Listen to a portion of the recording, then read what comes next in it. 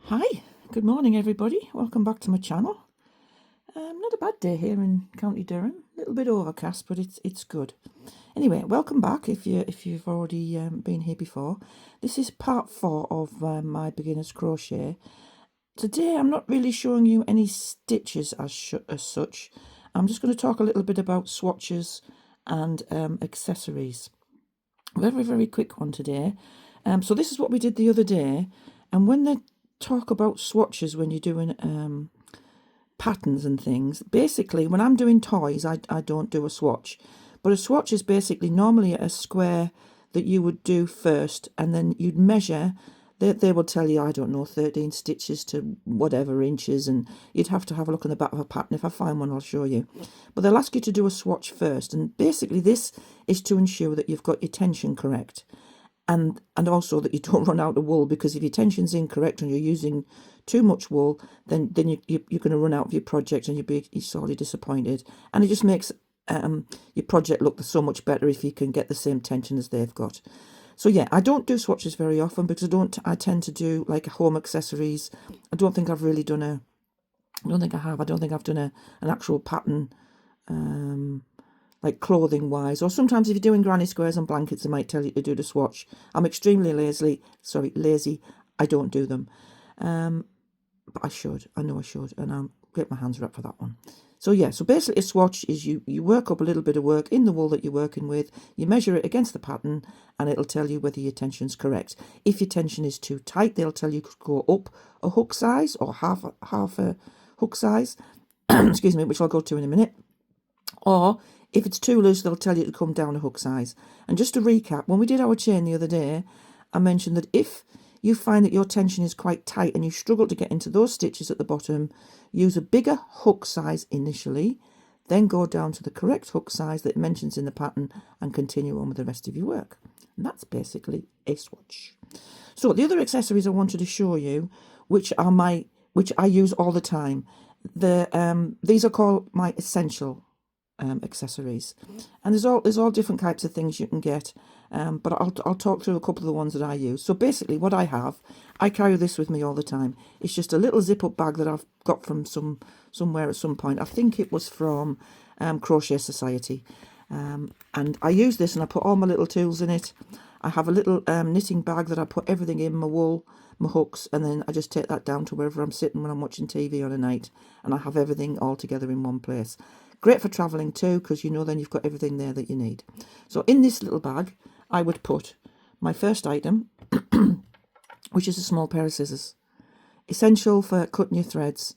Yeah, speaks for itself, just a pair of scissors. So yeah, so first one's a pair of scissors. The second ones are obviously yarn, which you can see here, any yarns that you're using for your projects, and then hooks. Now hooks come in a variety of sizes, colours, styles. These are, I don't use these, but I'm just going to show you what kinds you can get. So these are plastic ones, and I think I've got these from when I've done kits. Sometimes when you get kits online, whether it's from abroad, or people will put these in because they are cheaper to buy. So you get different types of hooks. I don't know whether you can see on here, if I can see, it's there, but it's very small. You can see the hook sizes, so I can find another one that gives you a better. There you go. You might be able to see that one a bit better. I think that says like a 6mm. Obviously, in the US, I apologise, I don't know the equivalents, but I did find a chart the other day, and I'll put that up, which tells you the UK ones and the US ones, the equivalent sizes. So yeah, so they're plastic hooks. I don't personally like them. I do get a lot of sort of arthritis in my hands if I'm sitting crocheting for a long time, and I don't find those very comfortable. So that's the plastic ones. Then you get on to all sorts of metal ones. And I've got quite a few different ones here. Again, you can see the different sizes. I mean, this is quite a large one. This is quite a comfortable. So there you go. It's a Prim. Prim are very good. With their hooks, it's very comfortable. It's very sturdy. But this is a bigger hook, obviously. This is a 12mm. I like this one because it's comfortable. But again, these aren't my go-to. And then you'll find lots of other metal ones. I don't like these. They make my hands a little bit cold and they make them sore when I'm crocheting. But again, there's all your sizes on them. And sizes range from very small up until like the one I've just showed you, the 12mm and even more. I mean, that's a 3mm. That's a Toft hook. Toft hooks are, again, they're quite flat here, and they're quite easy to hold if you're doing pencil style, whereas opposed to the round ones, if I'm holding these ones, I tend to find that I get some pain in my thumb. So I don't use these, but these are all sort of different hooks that you can get. The Toft ones I like, the other ones not so. These ones I think were just cheapies off either Shein or Temu. But yeah, I wouldn't pay a fortune for hooks in the beginning until you think you actually want to do this. I would tend to stick to some of these ones. See how you go, and you'll find your favourites. So yeah, so I'll get on to. Oh, I'll just show you this one more. This is another big one. I'm not sure which make this one is, but again, it shows you. I think it might be Prim. It is, and this looks like a 10mm. Again, that's quite comfortable. That's quite, and this is plastic, and it's quite warm to hold, so it's not making my hands feel too cold as the metal ones. My go-to ones, I don't know how much these are. I'm going to research into it. But these are my Addy. Now, these were given to me by a lovely friend of mine up in Northumberland. And she bought me these. And these are, sorry, I'll just turn that round. And these are my Addy hooks. Now, as you can see, they're slightly bent. I'm just going to take one of them out. I should have done that the other way, shouldn't I? Silly. Anyway, so I've taken my hooks out. You can see, if I can turn it to the side, they are quite curved. Now, I find this, because, as I say, I get a little bit of cramp in my hands or arthritis. They're called ergonomic handles in the fact that they mould to my hand. They go to where the shape of my hand is. I find them so much easier to grip. I don't feel like I've got a solid structure. If you know, it sounds a bit daft, but it's not a straight line. It's not hurting my hands. And I've got a little thumb grip here, and I just love them. And I say my friend gave me these. I don't think they're very cheap. I think they're probably in the region of £50. I don't know. I could be totally wrong. I'll have a look and see if I can research anything for you. But these are my absolute go-tos. So that's your hooks. So that's those. The other essentials that you'll need in your kit for when you're working with your projects is what they call stitch markers. And these, again, come in all... Sorry, that's upside down. These come in all sort of different shapes and sizes. You get these with the lobster claw clasp on. I can't personally get away with these because I have big hands, which you probably noticed, and I struggle to get the clip open and clip it through my work. And the other reason I don't use these particular ones is I find that sometimes the metal on the clasp, it separates my wool when I'm putting them through. I'm going to show you how I use mine in a moment. So yeah, so these are all stitch markers. These are essential if you're working in a round or you want to know the beginning of a row, and when you're working your patterns, use them all the time. Seriously, use them all the time because they are an absolute lifesaver. When I've done stitches in the round and they're telling me to increase, I do go back and count my stitches, but in the beginning I couldn't count them very well. And if I hadn't put a stitch marker in, I got totally lost off and my project was ending up wonky. And yeah, so stitch markers, you need them. If you haven't got a stitch marker and you're starting out, you found an old crochet hook in your house, you've got some old wool and you've got nothing to use a paperclip. Paperclip will be just fine as you're starting out. You don't need all to buy them. The next ones, I swear by, are so cheap, it's unbelievable. You can get them in bags off Amazon, you can get them off Temu, and they're the plastic ones. This one here I've been using quite a bit. You can see where it's starting to get worn on the top.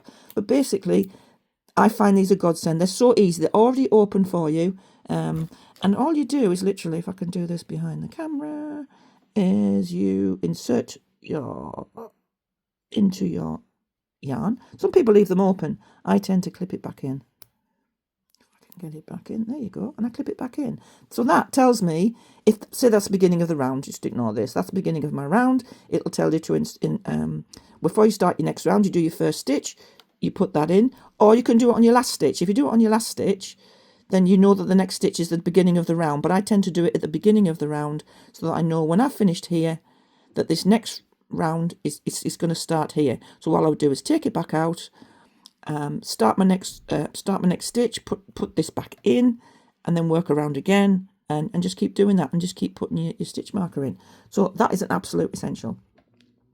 Other things you're going to need when you're starting out is obviously for sewing your projects up. A lot of projects might say no sew, which is good, and you don't need to sew anything up, and you're just crocheting along all the way. But these are the different kinds of needles you can get.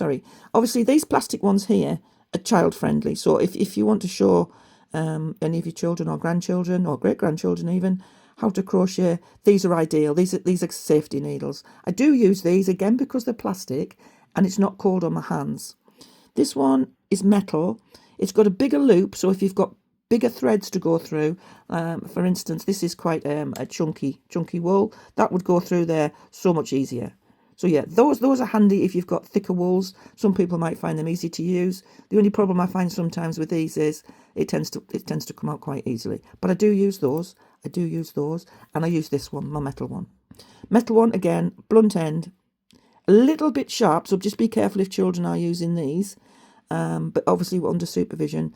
But yeah, a nice big eyelet or eye, so you can get the thread through. And I just find that easier to go back when you're sewing your ends in. And again, we'll go through that. Well, it's basically sewing your ends in. So this is an end here. This is your tail end. You would thread your needle, and then you literally go backwards and forwards through some of your stitches. But we'll go into that in a later detail. So that's just sewing your ends in. So yeah, so that's all the tools that I use. I put them all in my little bag, carry them with me wherever I go. And that was basically the essential tools that I have. There's lots of other accessories that you can buy. I don't have any at the moment. Some people have things called yarn balls where they put their wool in when they're crocheting. I just have a plastic bag or my knitting bag. I don't buy anything extra that I don't need to. I'd rather spend my money on wool. So yeah, if you find it easier, some people put your yarn, especially because I've got animals. I don't want all the dog and cat hair over my projects.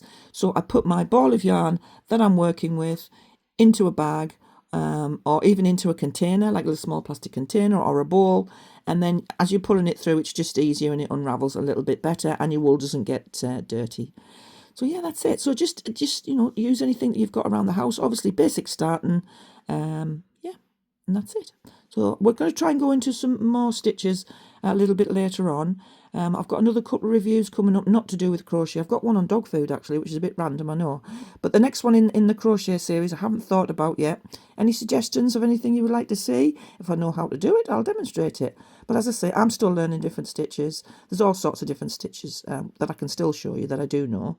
But yeah, that is it. So everybody have a great weekend. And we're going to have a ride out shortly and go out for lunch, I think. But yeah, whatever you do, and have a great time. And catch up again soon. And thanks for joining me again. Bye-bye.